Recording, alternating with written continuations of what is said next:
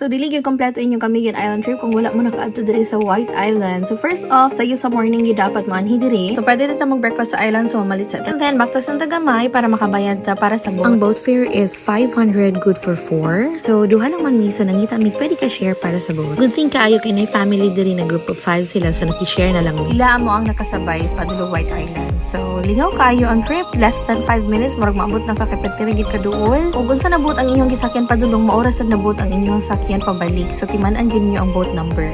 Grabe kalingaw, og daghan kayong tao pag ato na Madrid kay Holy Week magani siya. Pero napoy days na lingaw. Pero gusto mo mag-aura-aura, mag-picture-picture at dito sa Tungoy kay diri nga part daghan siya tao. So kani ako ang time dire, kani kong kauban dili ni siya ganahan mag-picture-picture. So daning kamot gid ko na mag-video-video sa kung kaugalingon nag-breakfast sa me. And then kani ako mga picture dire, tripod is the key lang gid ni. Kay kani kong kauban igor gid siya matulog kung asa mi adto. So kana dira ang baktas-baktas ko kanang mito na part and then dire daghan kay tao no, pero ato